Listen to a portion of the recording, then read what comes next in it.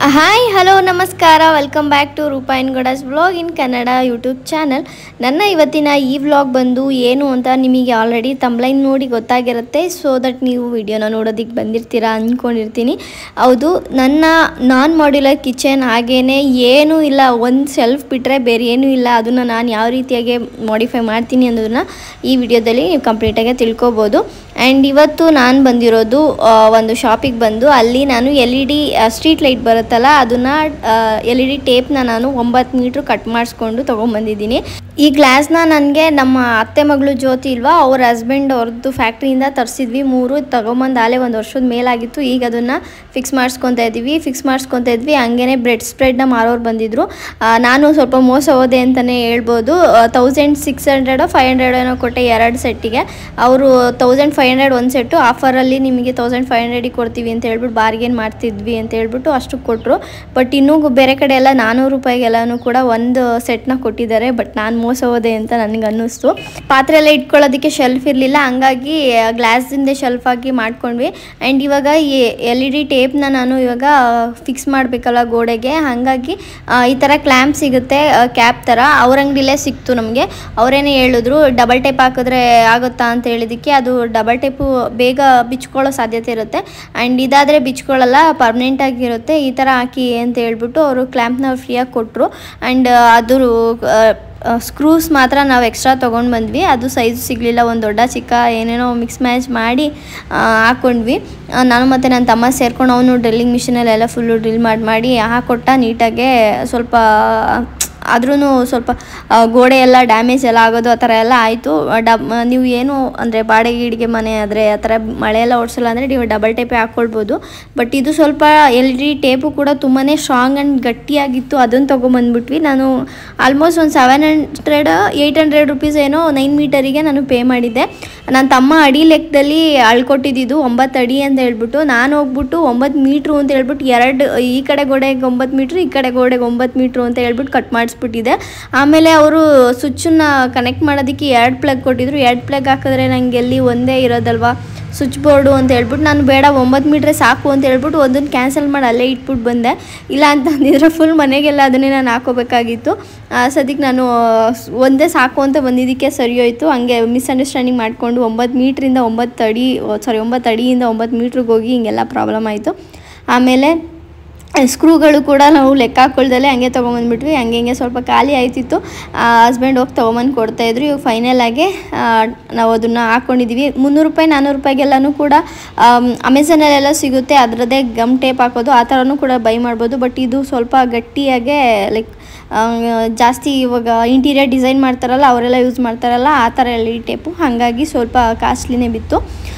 ಮತ್ತು ಎಲ್ಲ ಸ್ಕ್ರೂ ಹೊಡೆದು ಅದ್ರದ್ದು ಗೋಡೆದು ಪುಡಿ ಎಲ್ಲ ಬಿದ್ದಿತ್ತಲ್ಲ ಗಲೀಜು, ಅದನ್ನೆಲ್ಲ ಒಂದು ಸರಿ ಒರೆಸ್ಕೊಂಡು ಗುಡಿಸ್ಕೊಂಡು ಟೈಲ್ಸ್ ಎಲ್ಲನೂ ಕೂಡ ನೀಟಾಗೆ ಒರೆಸ್ಕೊಂಡು ಇವಾಗ ಪಾತ್ರೆಗಳ್ನೆಲ್ಲನೂ ಕೂಡ ತೊಳೆದಿಟ್ಟಿದ್ದೆ. ಅಂದರೆ ಕೆಳಗಡೆ ಅಮ್ಮ ಎಲ್ಲ ತೊಳೆದಿಟ್ಟಿದ್ರು ಒಂದು ಸತಿ, ಬಟ್ ಮೇಲೆ ತಂದಮೇಲೆ ಸ್ವಲ್ಪ ನೀಟಾಗಿ ಒರೆಸಿ ತೊಳ್ಕೊಂಡು ಎತ್ತಿಟ್ಕೊಳ್ಳೋಣ ಅಂತ ಹೇಳ್ಬಿಟ್ಟು ಪಾತ್ರೆ ಕೂಡ ಎಲ್ಲ ತೊಳೆದಿಟ್ಟಿದೆ. ಶೆಲ್ಫ್ ಎಲ್ಲನೂ ಕೂಡ ಇವಾಗ ನೀಟಾಗಿ ತೊಳ್ಕೊಂಡು ಎತ್ತಿಟ್ಕೊಂಡಿದ್ದೀನಿ. ಈಗ ಗ್ಯಾಸ್ ಸ್ಟವ್ನ ಬಂದು ನಾನು ಅಮೆಝಾನಿಂದನೇ ತೊಗೊಂಡಿದ್ದು. 3,500 4,000 ಒಳಗಡೆನೇ ಬಿತ್ತು. ಬಟ್ ಎಲ್ಲದ್ರದ್ದು ಲಿಂಕನ್ನು ಕೂಡ ನಾನು ಡಿಸ್ಕ್ರಿಪ್ಷನಲ್ಲಿ ಯಾವ್ದ್ಯಾವ್ದು ಎಲ್ಲಿ ತೊಗೊಂಡಿದ್ದು ಎಲ್ಲ ಲಿಂಕಲ್ಲಿ ಸಿಕ್ಕಿದ್ರೆ, ನಾನು ತುಂಬ ದಿನದಿಂದ ತೊಗೊಂಡು ಇಟ್ಕೊಂಡಿದ್ದೆ. ಹಾಗಾಗಿ ಕರೆಕ್ಟಾಗಿ ನನಗೆ ಏನು ಪ್ರೈಸ್ ಎಕ್ಸಾಕ್ಟ್ ಪ್ರೈಸ್ ಸಿಗ್ತಾಯಿಲ್ಲ. ಸೊ ಹಂಗಾಗಿ ನಾನು ಎಲ್ಲನೂ ಡಿಸ್ಕ್ರಿಪ್ಷನಲ್ಲಿ ಹಾಕಿರ್ತೀನಿ. ಆ್ಯಂಡ್ ಈ ಸ್ಪೂನ್ ಇಕ್ಕೋದು ಸ್ಟ್ಯಾಂಡನ್ನು ನಾನು ತೊಗೊಂಡಿರೋದು ಬಂದು ಮೀಶೋದಿಂದ. ಇದ್ರದ್ದು ಪ್ರೈಸು ಲಿಂಕು ಎಲ್ಲನೂ ಕೂಡ ನಾನು ಡಿಸ್ಕ್ರಿಪ್ಷನಲ್ಲೇ ಕೊಟ್ಟಿರ್ತೀನಿ, ಚೆಕ್ ಮಾಡ್ಕೊಳ್ಳಿ ನಿಮ್ಗೇನಾದರೂ ಬೇಕು ಅಂತ ಅಂದರೆ ಅಷ್ಟೇ. ಮತ್ತು ಈ ವುಡ್ ರ್ಯಾಕ್ನ ಬಂದು ನಾನು ಮೀಶೋದಲ್ಲೇ ತೊಗೊಂಡಿದ್ದು. ಇದು 600 ಸಮಥಿಂಗ್ ಏನೋ ಆಯಿತು.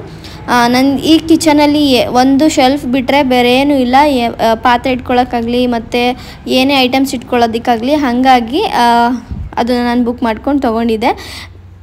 ಆ್ಯಂಡ್ ಈ ಪಾತ್ರೆ ಸ್ಟ್ಯಾಂಡು ಮನೇಲೇ ಇತ್ತು. ಸೊ ನಾನು ಯಾವುದನ್ನು ಆನ್ಲೈನಲ್ಲಿ ತೊಗೊಂಡಿದ್ರೆ ಅದು ಲಿಂಕ್ನ ಕೊಡ್ತೀನಿ. ಆಫ್ಲೈನಲ್ಲಿ ತೊಗೊಂಡಿದ್ದೆಲ್ಲ ಕೊಡೋದಕ್ಕಾಗಲ್ಲ. ಇದನ್ನು ಡಿಮಾರ್ಟಲ್ಲಿ ನಾನು ತೊಗೊಂಡಿದ್ದು ಚಾಪರು. ಅದ್ರದ್ದು ಲಿಂಕ್ ಇಲ್ಲ, ಡಿಮಾರ್ಟಲ್ಲೇ ಸಿಗುತ್ತೆ. ಬಟ್ ಪ್ಲಾಸ್ಟಿಕ್ ಯೂಸ್ ಮಾಡಬಾರ್ದು, ವುಡ್ಡು ಮತ್ತು ಸ್ಟೀಲ್ದು ಯೂಸ್ ಮಾಡಿ.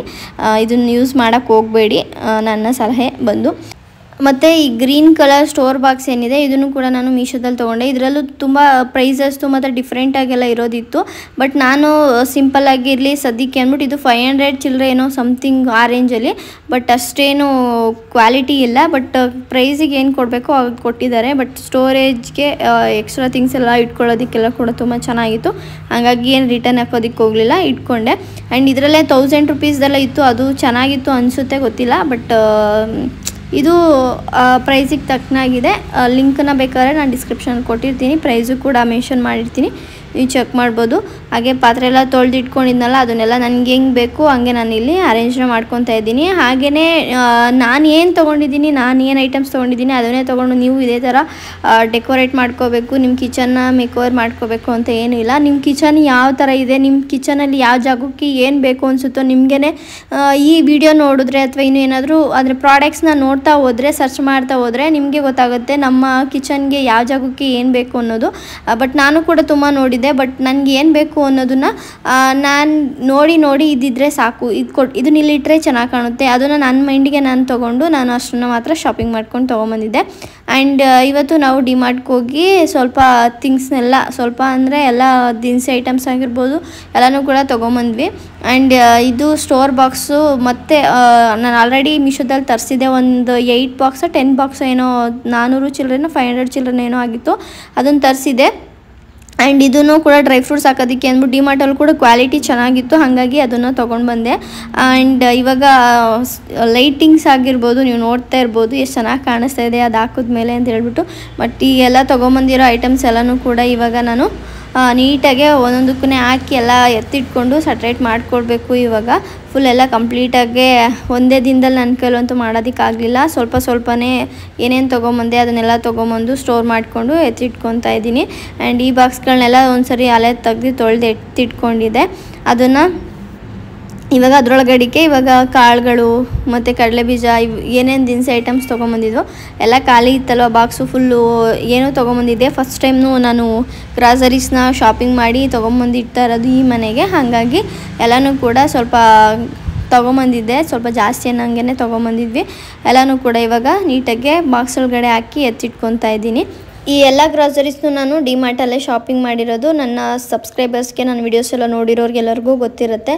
ಯಾರೆಲ್ಲ ನೋಡಿಲ್ಲ ಅಂತ ಅಂದರೆ ಅವರು ವೀಡಿಯೋಸ್ ಕೂಡ ಇದೆ, ಡಿಮಾರ್ಟಲ್ಲಿ ಏನೇನು ಶಾಪಿಂಗ್ ಮಾಡಿದ್ವಿ, ಎಷ್ಟಕ್ಕೆ ಶಾಪಿಂಗ್ ಮಾಡಿದ್ವಿ ಅನ್ನೋದು ಕೂಡ, ಅದನ್ನು ಕೂಡ ನೀವು ಚೆಕ್ ಮಾಡ್ಬೋದು. ಲಿಂಕನ್ನು ಬೇಕಾದ್ರೆ ನಾನು ಡಿಸ್ಕ್ರಿಪ್ಷನಲ್ಲಿ ಕೊಟ್ಟಿರ್ತೀನಿ, ನೋಡಿಲ್ಲ ಅಂತ ಅಂದರೆ ಹೋಗಿ ನೋಡಿ. ಆ್ಯಂಡ್ ನಾನು ಇನ್ನೂ ಎಷ್ಟೊಂದೆಲ್ಲ ಶಾಪಿಂಗ್ ಮಾಡಿದ್ದೆ. ಬಟ್ ಎಲ್ಲನೂ ಕೂಡ ಏನೇನು ಶಾಪಿಂಗ್ ಮಾಡಿದ್ದೀನಿ ಅದನ್ನೇ ಒಂದು ವ್ಲಾಗ್ ಮಾಡಿ ಪ್ರೈಸು ಸಮೇತ ಹೇಳೋಣ ಅಂತ ಹೇಳ್ಬಿಟ್ಟು ಅಂದ್ಕೊಂಡಿದ್ದೆ. ಬಟ್ ಅದಾಗಲಿಲ್ಲ. ಒಂದೊಂದೇ ಯಾವಾಗಲೂ ಬರ್ತಾಯಿತ್ತು. ನನಗೆ ಅನ್ಬಾಕ್ಸ್ ಮಾಡಿ ಅದು ತೆಗೆದು ನೋಡೋ ತನಕ ಸಮಾಧಾನನೇ ಆಗ್ತಾ ಇರಲಿಲ್ಲ. ಹಂಗಾಗಿ ನಾನು ಎಲ್ಲನೂ ತೆಗೆದು ನೋಡಿಬಿಟ್ಟು ಎತ್ತಿಟ್ಕೊಂಡ್ಬಿಟ್ಟಿದ್ದೀನಿ. ಹಂಗಾಗಿ ಇವಾಗ ಒಟ್ಟಿಗೆ ಕಿಚನ್ ಮೇಕೋವರಲ್ಲೇ ಕೂಡ ನಿಮಗೆ ಇನ್ಫಾರ್ಮೇಷನ್ನ ಕೊಡೋಣ, ಯಾವ್ಯಾವ ಪ್ರಾಡಕ್ಟ್ ಎಷ್ಟೆಷ್ಟು ಏನೇನು ಅಂತ ಹೇಳ್ಬಿಟ್ಟು ಈ ವ್ಲಾಗಲ್ಲಿ ನಾನು ತಿಳಿಸ್ತಾ ಇದ್ದೀನಿ. ಈ ಸ್ಟೋರ್ ಬಾಕ್ಸ್ ಎಲ್ಲನೂ ಕೂಡ ನಾನು ಮೀಶೋದಲ್ಲೇ ತೊಗೊಂಡಿರೋದು 10 ಬಾಕ್ಸು. ಆ್ಯಂಡ್ ನಾನು ಫಸ್ಟ್ ಒಂದು ಸರಿ ಆಲ್ರೆಡಿ ಸ್ಟೋರ್ ಬಾಕ್ಸ್ನ ತರಿಸಿ ಡ್ರೈ ಫ್ರೂಟ್ಸ್ನ ಸ್ಟೋರ್ ಮಾಡಿದ್ದೆ, ಅದನ್ನು ತೋರಿಸಿದ್ದೆ. ಬಟ್ ಅಷ್ಟು ಕ್ವಾಲಿಟಿ ಇದಿಲ್ಲ. ಬಟ್ 10 ಪೀಸ್ ಇದೆ, ಚೆನ್ನಾಗಿದೆ. ಸ್ಟೋರ್ ಮಾಡ್ಕೊಳ್ಳೋದಕ್ಕೆಲ್ಲನೂ ಕೂಡ ತುಂಬಾ ಚೆನ್ನಾಗಿತ್ತು, ಚೆನ್ನಾಗಿ ಕಾಣಿಸುತ್ತೆ. ಮತ್ತು ಅದನ್ನು ಇಟ್ಕೊಂಡೋಗ್ಲು ಕೂಡ ಮತ್ತು ಎಷ್ಟೊಂದು ಐಟಮ್ಸ್ ಎಲ್ಲ ಮಿಕ್ಕಿರೋದನ್ನೆಲ್ಲನೂ ಕೂಡ ಈ ಸ್ಟೋರ್ ಬಾಕ್ಸ್ ಏನಿತ್ತು ಅದರೊಳಗಡೆ ಇಡೋದಕ್ಕೆ ಇದು ಹೆಲ್ಪ್ ಆಯಿತು ಇವತ್ತು ಅಂತಲೇ ಹೇಳ್ಬೋದು. ಅಲ್ಲಿ ಇಲ್ಲಿ ಬಿಸಾಡೋಪದ್ದು ಈ ಥರ ಸ್ಟೋರ್ ಬಾಕ್ಸ್ನ ತೊಗೊಂಡು ಕಿಚನಲ್ಲಿ ಇಟ್ಕೊಂಡ್ರೆ ತುಂಬಾ ಚೆನ್ನಾಗಿರುತ್ತೆ. ನಾನು ಇವಾಗ ಮಿಕೋರ್ಗೆ ಹೋದಾಗೆಲ್ಲ ಕೆಲವೊಂದು ಮನೇಲಿ ರೂಮ್ಗಳಲ್ಲೆಲ್ಲ ಇಟ್ಕೊಂಡಿರ್ತಾರೆ ಅವರ ಎಸೆನ್ಷಿಯಲ್ಸ್ ಥಿಂಗ್ಸ್ನೆಲ್ಲನೂ ಕೂಡ ಸ್ಟೋರ್ ಮಾಡ್ಕೊಳ್ಳೋದಕ್ಕೆ. ನಿಮ್ಮ ಕ್ರಿಯೇಟಿವಿಟಿ ನಿಮ್ಮ ವೇಯಲ್ಲಿ ನೀವು ಎಲ್ಲಿಗಾದರೂ ನೀವು ಸ್ಟೋರೇಜ್ನ ಬಾಕ್ಸ್ ಆಗಿ ಅದನ್ನು ಯೂಸ್ ಮಾಡ್ಕೊಳ್ಬೋದು. ಆ್ಯಂಡ್ ಡ್ರೈ ಫ್ರೂಟ್ಸ್ ಎಲ್ಲ ಕೂಡ ಹಂಗಂಗೆ ಕವರಲ್ಲೇ ಇಟ್ಟಿದ್ದೆ, ಹಾಗಾಗಿ ಅದನ್ನೆಲ್ಲನೂ ಕೂಡ ಡಿಮಾರ್ಟಿಂದ ತಂದಿರೋ ಸ್ಟೋರ್ ಬಾಕ್ಸ್ಗಳಿಗೆ ಹಾಕಿ ಎತ್ತಿಟ್ಕೊತಿದ್ದೆ. ಇದಂತೂ ಒಳ್ಳೆ ಪ್ರೀಮಿಯಂ ಕ್ವಾಲಿಟಿಯಲ್ಲೇ ಇದೆ, ತುಂಬಾ ಚೆನ್ನಾಗಿದೆ. ಬಾಕ್ಸ್ ಅಂತೂ ತುಂಬ ಚೆನ್ನಾಗಿದೆ. ಆ್ಯಂಡ್ ಇದ್ರದ್ದು ಪ್ರೈಸು ಒಂದಕ್ಕೆ 140 ಏನೋ ಸಮಥಿಂಗ್ ಏನೋ ಬಿದ್ದಿತ್ತು ಇದ್ರದ್ದು ಒಂದು ಬಾಕ್ಸಿಗೆ. ಆ್ಯಂಡ್ ವರ್ತ್ ಅಂತಲೇ ಹೇಳ್ಬೋದು, ತುಂಬ ಚೆನ್ನಾಗಿದೆ. ಅದರೊಳಗಡೆ ನಾನು ಡ್ರೈ ಫ್ರೂಟ್ಸ್ ಎಲ್ಲನೂ ಹಾಕೊಂಡು ಇಟ್ಕೊತಾ ಇದ್ದೀನಿ. ಇನ್ನೂ ಒಂದು ಬಾಕ್ಸ್ ತೊಗೊಂಬಂದಿದ್ರೆ ಸರಿ ಹೋಗ್ತಾಯಿತ್ತು, ಬಟ್ 4 ಬಾಕ್ಸ್ ತೊಗೊಂಡು ಬಂದಿದೆ. ಇಷ್ಟನ್ನು ಹಾಕಿಡೋದಕ್ಕೆ ಅದು ಚೆನ್ನಾಗಿ ಅನ್ನಿಸ್ತು. ಇವಾಗ ನನ್ನ ಕಿಚನ್ ಫುಲ್ ಮೇಕ್ ಓವರ್ನ ನೀವು ಇಲ್ಲಿ ನೋಡ್ಬೋದು. ಕಂಪ್ಲೀಟಾಗೆ ನಾನು ಎಲ್ಲ ರೆಡಿ ಮಾಡಿ ಇವಾಗ ಫುಲ್ ತೋರಿಸ್ತಾ ಇದ್ದೀನಿ. ನಾನು ಒಂದೇ ದಿನದಲ್ಲಂತೂ ನಾನು ಇದನ್ನು ಅರೇಂಜ್ ಮಾಡಲಿಲ್ಲ, ಬಟ್ ಟೈಮ್ ತೊಗೊಂಡೆ. ಬಟ್ ನಿಮ್ಮ ಇದು ಹೆಂಗಾಗುತ್ತೋ ಹಂಗೆ ನೀವು ಮಾಡ್ಕೊಳ್ಬೋದು. ಬಟ್ ನಾನು ಯಾವಾಗಲೂ ತರಿಸಿ ಏನೋ ಬುಕ್ ಮಾಡಿ ಎಲ್ಲ ಮಾಡ್ಕೊತಾ ಇದ್ದೆ. ಫುಲ್ಲು ಏನಂದರೆ ಒಂದು ಶೆಲ್ಫ್ ಇರಲಿಲ್ಲ, ಏನೂ ಇರಲಿಲ್ಲ. ಆ ಕಿಚನ್ನ ನಾನು ಈ ರೀತಿಯಾಗಿ ಮಾಡ್ಕೊಂಡಿದ್ದೀನಿ. ಹೇಗಿದೆ ಏನು ಅಂತ ನಿಮ್ಮ ಅಭಿಪ್ರಾಯನ ನೀವು ಕಮೆಂಟಲ್ಲಿ ತಿಳಿಸಿ. ಆ್ಯಂಡ್ ನೋಡಿ ನನ್ನ LED ಲೈಟ್ ಎಷ್ಟು ಚೆನ್ನಾಗಿ ಕಾಣಿಸ್ತಾ ಇದೆ. ನಾನು ಈ ಕಿಚನಿಗೆ ಇದನ್ನು ಮೋಟೋಸ್ ಕೂಡ ನಾನು ಬುಕ್ ಮಾಡಿ ತರಿಸ್ಕೊಂಡಿದ್ದೆ ಮೀಶೋದಿಂದನೇ. ಇದು ಏನೋ ಒಂಥರ ಅಡುಗೆ ಮಾಡುವಾಗ ಒಂದು ಗುಡ್ ವೈಬ್ಸ್ ಕೊಡುತ್ತೆ ಅಂತಲೇ ಹೇಳ್ಬೋದು. ಆ್ಯಂಡ್ ಅದ್ರದ್ದು ಲಿಂಕು ಪ್ರೈಸು ಎಲ್ಲನೂ ಕೂಡ ಡಿಸ್ಕ್ರಿಪ್ಷನಲ್ಲಿರುತ್ತೆ. ಆ್ಯಂಡ್ ಸೋಟು ಇದನ್ನೆಲ್ಲ ನೇತಾಕೋದನ್ನು ಕೂಡ ನಾನು ಮೀಶೋದಿಂದನೇ ತೊಗೊಂಡಿದ್ದು. ಆ್ಯಂಡ್ ಈ ಕುಟಾಣಿ ಮತ್ತು ಈ ಜಾರ್ಗಳನ್ನೆಲ್ಲ ನಾನು ನಮ್ಮ ಅಪ್ಪನ ಅಂಗಡಿ ಹತ್ರ, ಅಲ್ಲಿ ಹಳ್ಳಿ ಅಂಗಡಿ ಅಂತ ಇದೆ, ಅಲ್ಲಿ ತೊಗೊಂಡಿದ್ದು. ಅದರಲ್ಲಿ ಉಪ್ಪು ಸಕ್ಕರೆ ಎಲ್ಲ ಹಾಕಿ ಇಟ್ಕೊಂಡಿದ್ದೀನಿ. ಆ್ಯಂಡ್ ಎಣ್ಣೆ ಜಾರ್ ಬಂದು ಮೀಶೋದಲ್ಲಿ ತೊಗೊಂಡಿದ್ದು 2 ಕಾಂಬೋ ಇತ್ತು. 500 ml 500 ml. ಈ ಸ್ಟೋರ್ ಬಾಕ್ಸ್ ಬಗ್ಗೆ ಈಗ ಆಲ್ರೆಡಿ ಹೇಳಿದ್ದೀನಿ. ಆ ಸ್ಟೋರ್ ಬಾಕ್ಸಿಗೆ ಸ್ಟಿಕ್ಕರ್ ಹಾಕಿಟ್ಟಿದ್ದೀನಿ ಚೆನ್ನಾಗಿ ಕಾಣುತ್ತೆ ಅಂತ. ಒಂದು ಮನಿ ಪ್ಲ್ಯಾಂಟ್ ಮೇಲ್ಗಡೆ ಇಟ್ಟಿದ್ದೀನಲ್ಲ, ಆ ಜಾರ್ನ ಬಂದು 250ಗೋ 150ನೋ ಅಲ್ಲ 250ನೇ ಸಮಥಿಂಗ್ ಇರುತ್ತೆ.